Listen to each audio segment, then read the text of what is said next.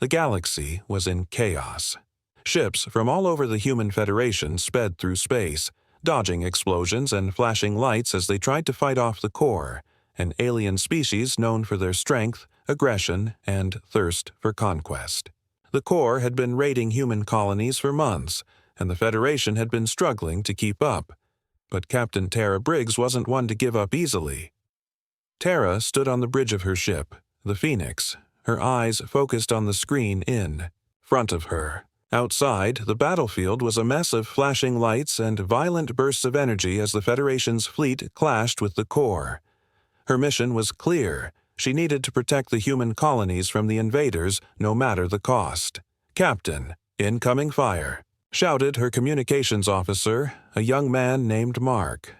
"Brace for impact," Tara ordered, gripping the edge of her seat. She felt the Phoenix shudder as an explosion rocked the ship. The core's warships were strong, their weapons powerful. But Tara's ship was fast and agile, able to dodge most of their attacks. Her crew, though shaken, was prepared for the worst. "Recalculate course," Tara said, keeping her voice steady. "We need to get to the core flagship before they can launch another attack on the colony." The crew quickly worked to change their ship's direction, aiming directly for the core flagship in the distance. The core had a reputation for their ruthless warriors, and Tara knew that to end this war, she would have to confront their strongest. The flagship was a fortress in space, heavily guarded and built to withstand almost anything. Tara's ship was small in comparison, but she trusted her crew. They would make it. As the Phoenix closed in on the flagship, Tara's heart raced. They had a plan to board the ship, infiltrate it, and take down the core warlord leading the invasion. But she knew that the real danger was not in the strategy. It was in the warriors they would face on the ground. Core warriors were fierce, trained from birth to fight and conquer. They had no mercy. And Tara knew that this mission would either end in victory or death. The Phoenix finally reached the flagship, and Tara gave the order to board. Her team of elite soldiers, led by her second-in-command, Sergeant John Morris, prepared to board the enemy ship. Tara and her crew were ready for anything, but what they didn't expect was the sight that greeted them as they landed inside the flagship. The core warrior waiting for them in the hall was unlike any they had ever encountered before. He stood tall, at least 7 feet in height, with muscles that bulged beneath his armor. His skin was a deep shade of red, and his face was fierce with sharp eyes that seemed to burn with hatred. His name was Zorak, and he was one of the Core's greatest warriors, known for his battle skills and his loyalty to the core warlord. Varkon Jorak was waiting for them, standing in the middle of a large, dark room. His presence was overwhelming, as though the very air around him was charged with energy. Tara and her soldiers immediately raised their weapons, ready to fight. But Zorak didn't make a move. Instead, he spoke. "You are brave to come here." Jorak's voice was deep and calm. "But you are foolish. No human has ever defeated a core warrior and lived to tell the tale." Tara narrowed her eyes. "We're not here to die," she said firmly, her voice unwavering. "We're here to stop the war." Zorak chuckled, a low rumble that filled the room. "You are wasting your time. The core are unstoppable. We will conquer your people, just as we have conquered others." Tara's heart tightened at his words. She had heard similar things from other core warriors. They saw themselves as invincible, a species destined to rule the galaxy. But she wasn't about to give up. She had seen the horrors of war firsthand, and she knew that if she didn't stop Zorak and his kind, more innocent lives would be lost. Without warning, Zorak lunged forward, his massive hands reaching for Tara. His strength was unmatched and his speed was surprising for someone so large. But Tara was quick, sidestepping his attack just in time. Her team opened fire, but the core warrior's armor absorbed most of the blasts. He was tough, but Tara had one advantage. She knew the core's weaknesses. Tara quickly gave orders to her team. They used their agility to outmaneuver Zorak, dodging his powerful strikes. But as the battle raged on, something unexpected happened. Zorak stopped attacking. He took a step back, his chest rising and falling with heavy breaths. Tara's eyes narrowed as she studied him. She knew this moment would come, when Zorak would realize that the humans weren't like the enemies he was used to facing. The Corps believed in honor, and their warriors only respected strength. But Tara wasn't fighting out of strength alone. She was fighting for something greater. Zorak's eyes met hers, and in that moment, something changed. The fury in his gaze seemed to fade, replaced by a flicker of confusion. You do not fight like others," he said slowly, his voice almost soft. "Why are you not trying to kill me?" Tara didn't lower her weapon. "Because I believe in a future, where we don't have to fight anymore." Zorak stared at her for a long moment, his expression unreadable. Then, surprisingly, he lowered his weapon. "Then you are either very brave or very foolish," he said. Tara's heart raced, but she stood her ground. "I think you'll find that humans are full of surprises." The battle wasn't over, but this moment marked the beginning of something none of them had expected. A Corps warrior, who had been bred for nothing but war, was standing in front of her, not as an enemy, but as a question. Could they truly change him? Could kindness change the course of the war? The answer, Tara knew, might determine the fate of the entire galaxy. Zorak stood in the cell, his mind racing. He couldn't believe what had just happened. A human, Captain Tara Briggs, had spared him. After all the battles, all the fights to the death, no one had ever shown him such mercy.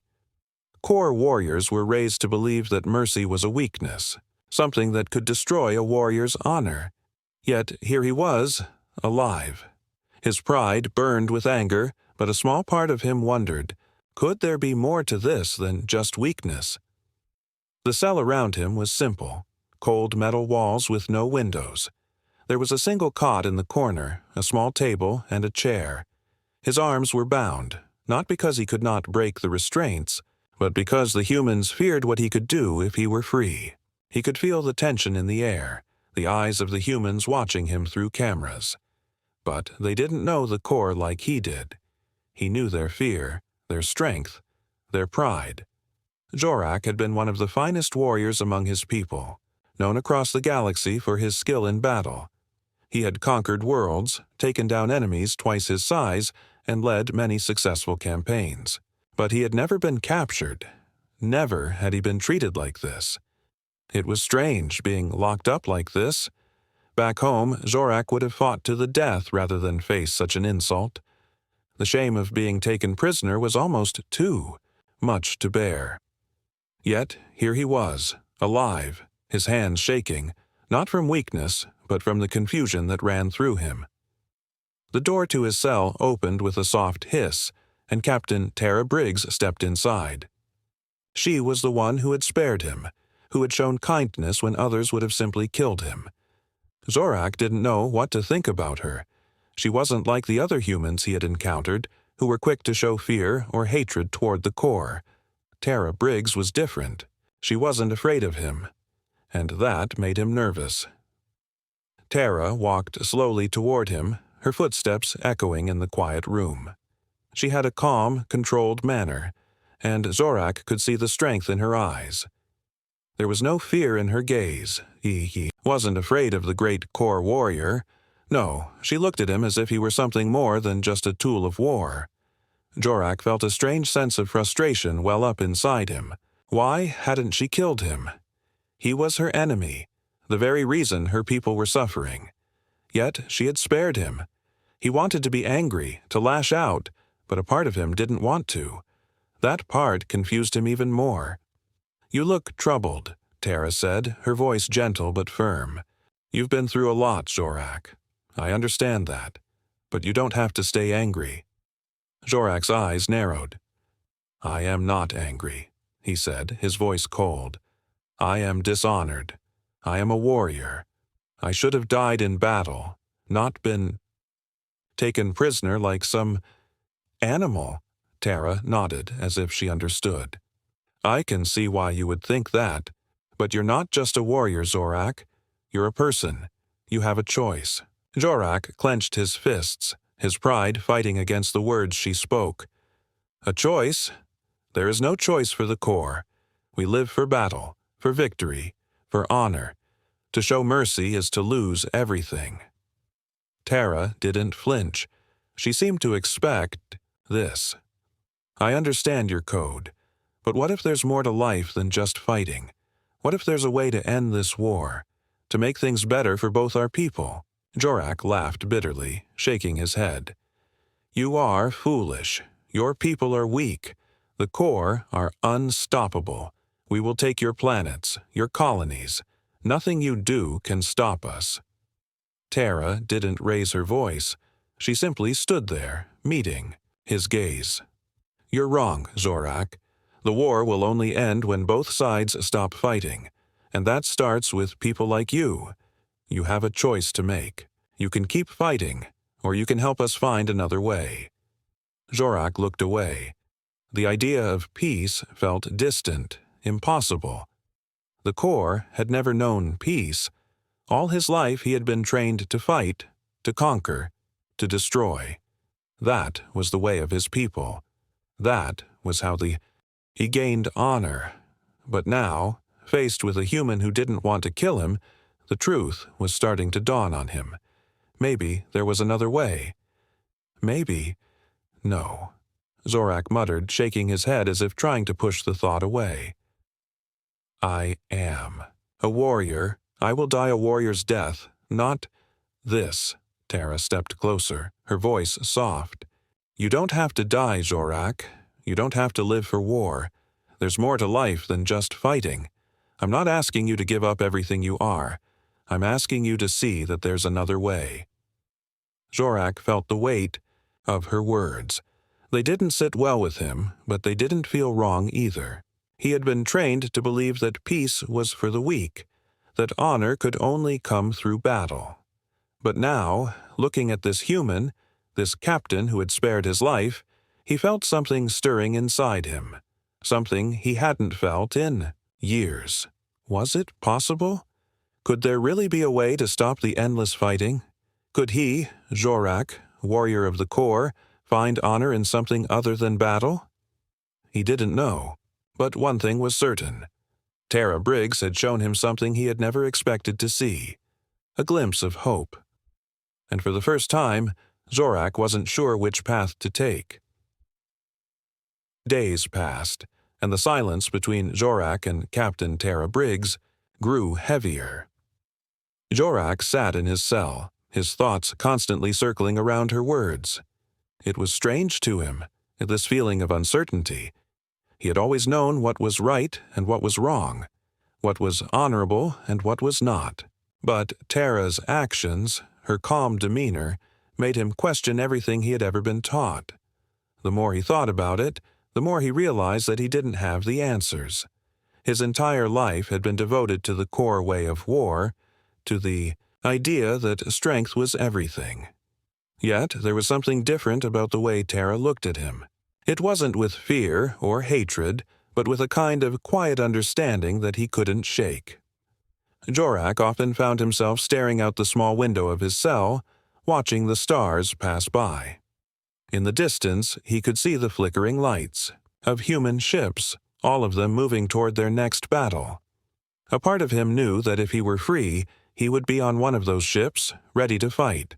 But the idea of returning to that life, a life built on endless fighting, didn't seem as appealing as it once had. Meanwhile, Tara was still trying to make sense of the situation. She had never expected to be in this position. Capturing a core. Warrior was one thing, but sparing his life and trying to communicate with him was something entirely different. She had been raised to believe that the Corps were a threat that couldn't be reasoned with. But Zorak's words, his struggles, made her see that there was more to this war than just battles and strategy. There were lives, there were people, on both sides who didn't want to fight. Tara was standing on the bridge of the Phoenix when the decision came to her. She couldn't just leave Zorak locked away forever. She needed to try something new. The Federation had always fought the Corps by meeting them with force, but maybe, just maybe, there was another way to end this war. She couldn't do it alone, but if Zorak was willing to change, he could help her. Taking a deep breath, she made her way to Zorak's cell. The doors slid open, and Tara stepped inside, this time without any fear. Zorak looked up at her, his eyes cold but curious. He had grown used to her visits, though they were usually brief and filled with tense silence. "I've been thinking," Tara said, her voice steady. "I can't force you to help us, but I believe you can make a difference." Zorak didn't respond immediately. He only stared at her, his red skin almost glowing in the dim light of the cell. "Why do you care?" he asked finally. "Why spare me? You should kill me and move on with your war." Tara shook her head. "I'm not like that. I know you're a warrior, Zorak. I know you've been trained to fight. But there's more to you than just being a weapon of war." Zorak's brows furrowed in confusion. "I am not like you, human. I was born to fight. I do not know anything else." "I don't expect you to change overnight," Tara said, "but I think you can help us. We need someone who knows how the Corps think, someone who understands their ways. And maybe, just maybe, you can be the one to change things. You can help us stop this war." Zorak looked away, his gaze darkening. "You ask too much. I cannot just turn my back on my people. The Corps are my family. They will never accept peace." Tara took a step closer, her voice gentle but firm. "The Corps are not invincible. They're just like us, Zorak. They have fears, hopes, dreams. They've been taught that war is the only way to survive, but that's not true. We can show them another path, but we need your help." For a long moment, Zorak said nothing. The weight of Tara's words hung in the air, thick and heavy. His heart felt torn. The warrior inside him screamed that peace was weakness, that showing mercy was dishonorable. But the part of him that had been listening to Tara began to wonder if there was more to life than endless battle. Could there really be another way? Finally, he spoke. "What do you want me to do?" Tara smiled, a small but genuine smile. "I need you to help us get close to the Corps leadership. You know their tactics, their weaknesses. You can help us understand them better. Together, we can find a way to end this war." Zorak's eyes narrowed. "You want me to betray my people?" "No," Tara replied calmly. "I want you to help your people. Sometimes the bravest thing a warrior can do is stand up for peace, and you don't have to do it alone. We'll be with you." Zorak hesitated. He was a warrior, born to fight and lead his people. But Tara had given him something he hadn't expected, a glimpse of hope. Could he really do it? Could he stand against his own people for the chance to end this war?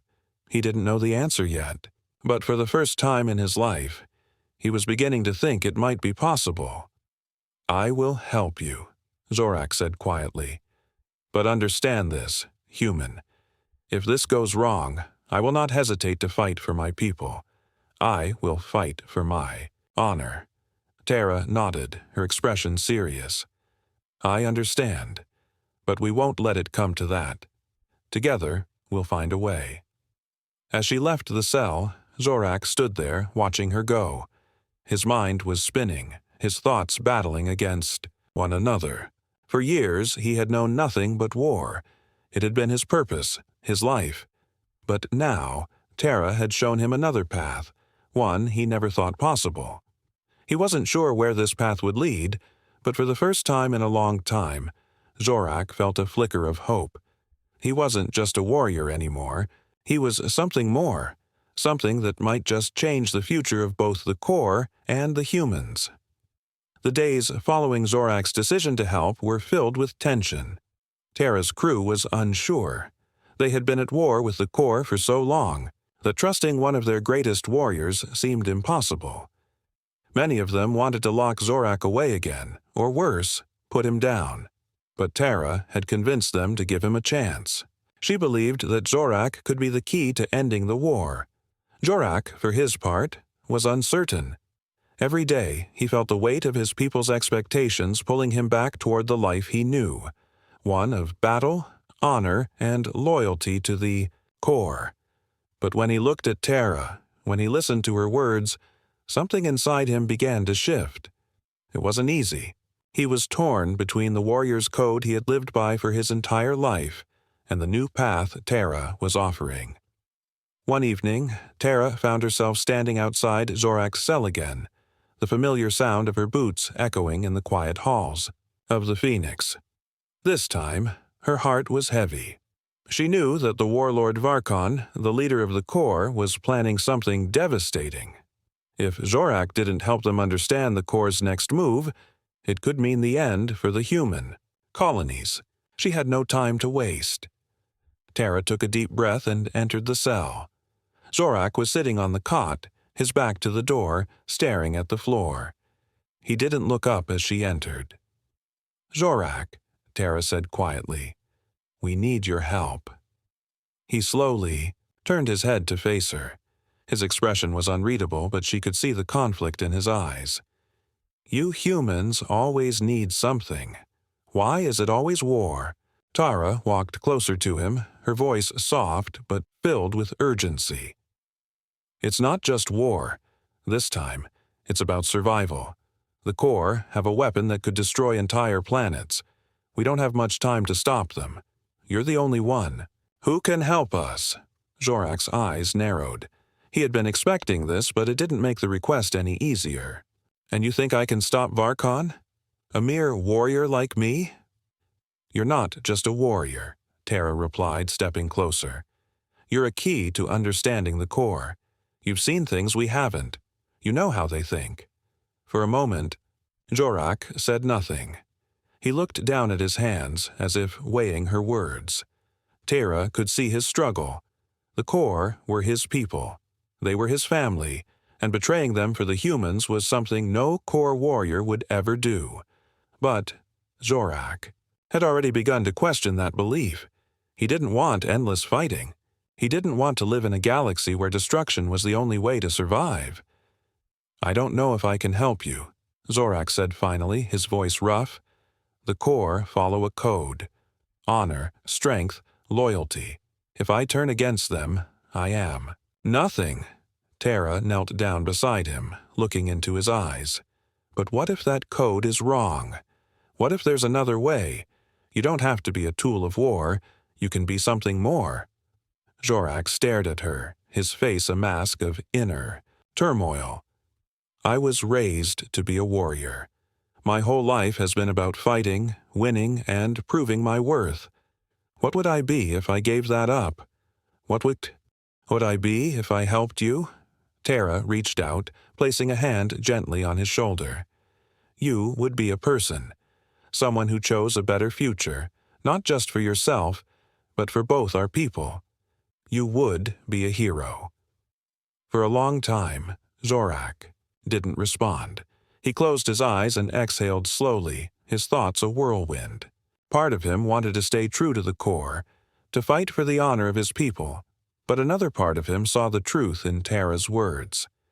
He had always been taught that strength was the only thing that mattered, but now he was seeing that strength could mean something else. It could mean having the courage to walk away from a lifetime of war, to choose peace instead of violence. "Why should I trust you?" Zorak asked, his voice quieter now. "How do I know you won't betray me once?" "I help you?" Tara's gaze softened. "I can't promise everything will go smoothly, but I can promise you this. We're fighting for the same thing. We're both fighting for our people. If we work together, we can stop this war." Zorak looked down at his hands, the claws on his fingers clicking softly against his wrist restraints. His mind raced, torn between the warrior he had always been and the man he was beginning to become. Finally, after what felt like an eternity, he spoke. "All right," Zorak said, his voice low but resolute. "I will help you, but understand this. I will do things my way. I will not be your puppet." Tara nodded, a small smile tugging at the corner of her lips. "I wouldn't ask you to be." Zorak stood up, towering over her. "What do you want me to do?" Tara stood as well, meeting his gaze with unwavering determination. "We need to get close to Varkon. You're the only one who can gain access to him without suspicion. We need to know his plans, his weaknesses. If we can stop him before he launches that weapon, we can end this war." Zorak's jaw tightened, but his eyes were filled with purpose. "This is dangerous. If Varkon learns of my betrayal, I will die. And so will you." Tara didn't flinch. "I understand the risks, but we can't let fear control us. We have to act now before it's too late." Zorak's mind was still a storm of confusion and uncertainty, but one thing was clear. The path he was about to take would change everything. It would change the core, the humans, and even him. He didn't know if he was ready for what was to come, but he knew he couldn't turn back now. "I'm with you," Zorak said, his voice firm. "Let's end this war." As Tara left the cell, she couldn't help but feel a sense of hope. Zorak had taken the first step. It wasn't a guarantee of victory, but it was a beginning. For the first time, the core warrior had chosen a different path. A path toward peace. And that, she thought, was the most powerful weapon they could have. The tension aboard the Phoenix was palpable as Zorak prepared for the mission.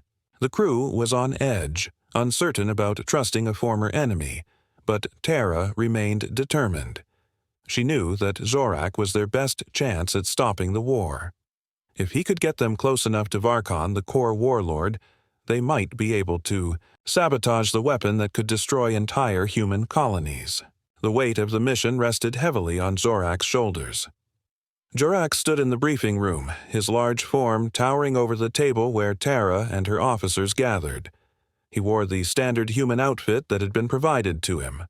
A simple uniform, far from the heavy armor of a core warrior.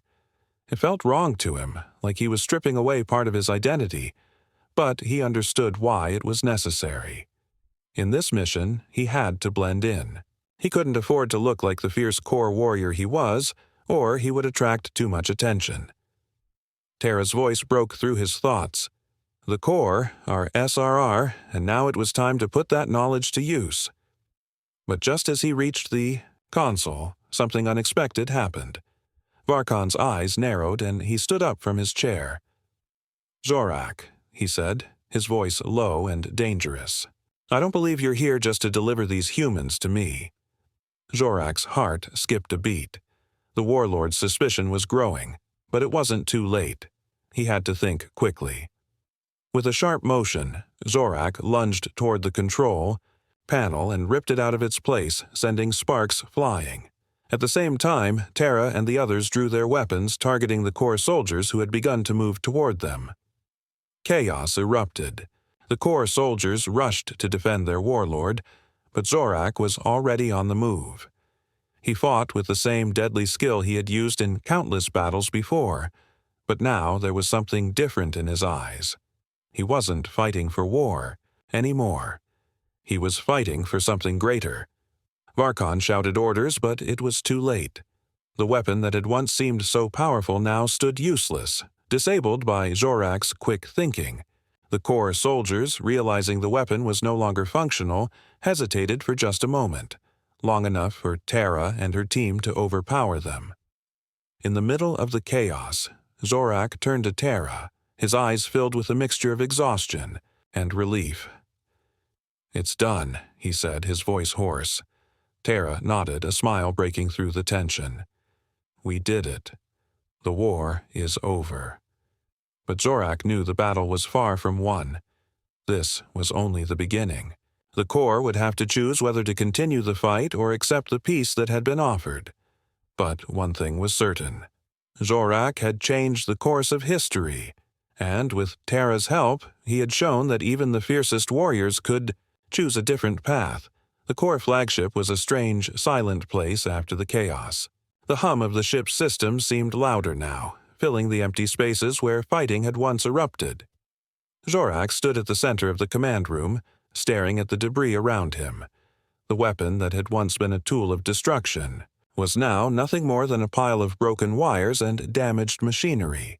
He could feel the weight of the moment pressing down on him.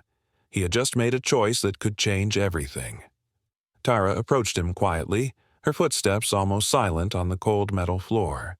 Her expression was calm, but there was a spark of something in her eyes, something that reflected relief and pride. She had believed in him from the start, and now, against all odds, they had succeeded. "You did it, Zorak," Tara said softly, her voice carrying across the room. "We did it. The weapon's down, and the Corps are losing their advantage."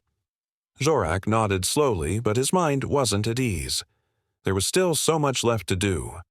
Varkon, the Corps warlord, had been taken prisoner by Tara's crew, but the Itita real battle was yet to come.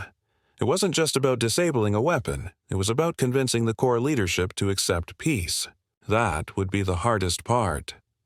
"We've only won a battle, not the war," Zorak replied, his voice low. "Varkon's capture won't end the Corps' hunger for conquest. If anything, it will make them more dangerous." Tara's gaze softened. She understood his concerns, but she refused to give up.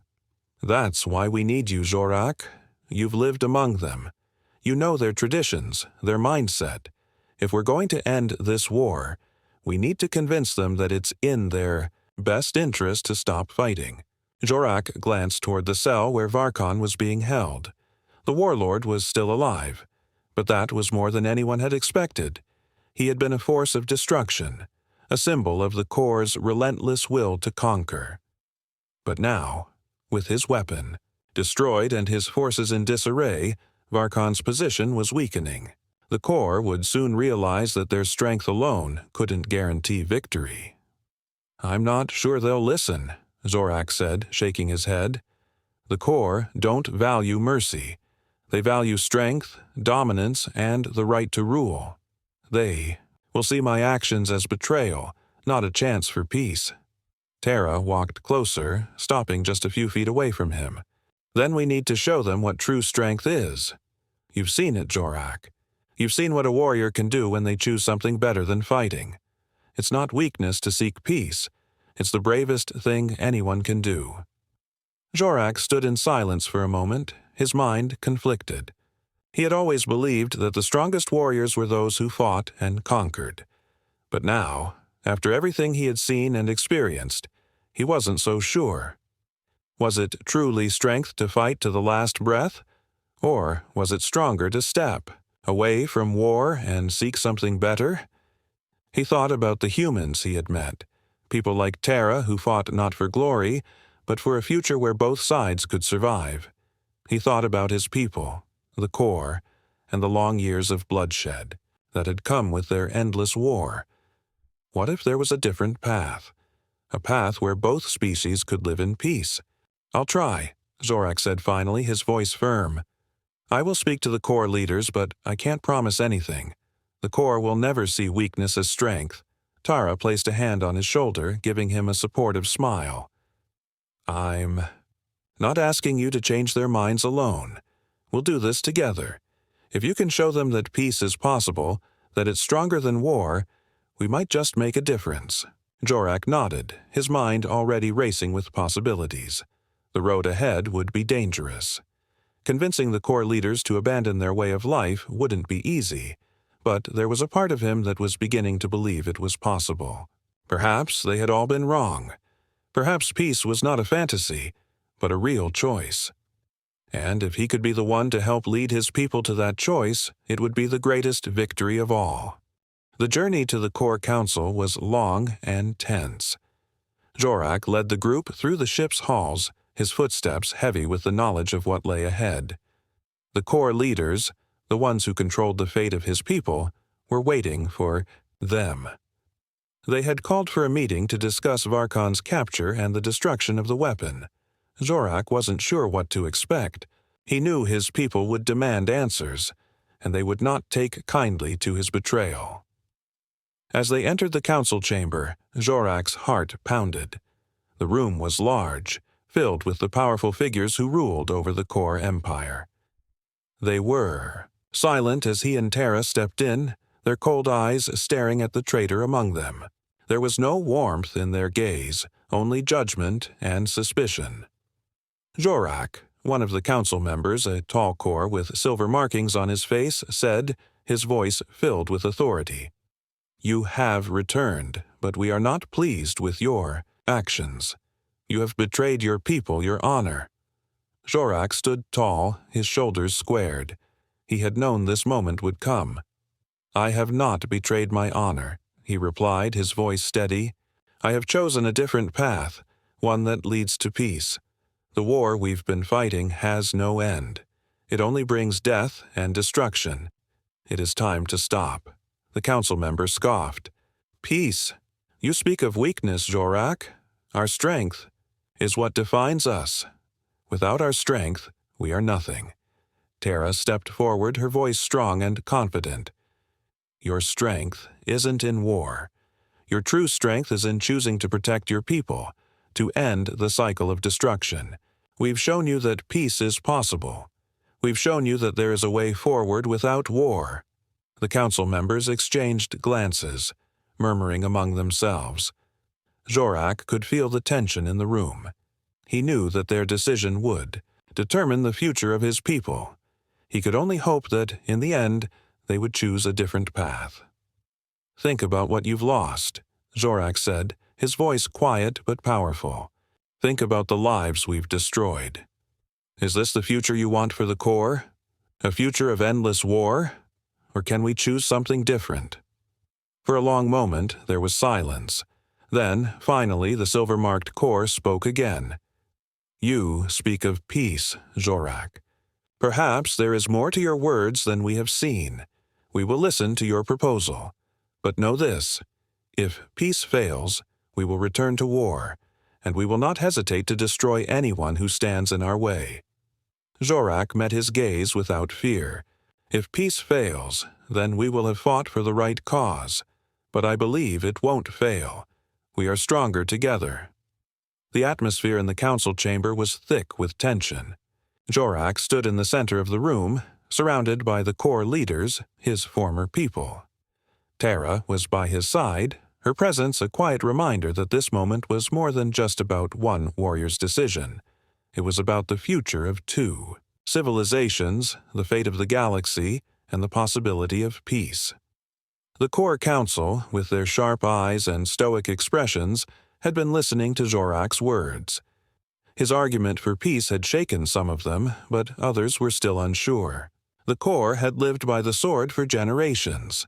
War was their way of life, their tradition, and many of them weren't ready to give that up easily. The council member with silver markings, the one who had spoken earlier, was the first to break the silence. His voice was cold and hard, like the stone walls around them. "You speak of peace, Jorak, but can it truly replace what we have built with our strength? We are the Corps. We conquer. We take what is ours." Jorak's heart beat faster, but he didn't let the pressure show. He had prepared for this moment his entire life.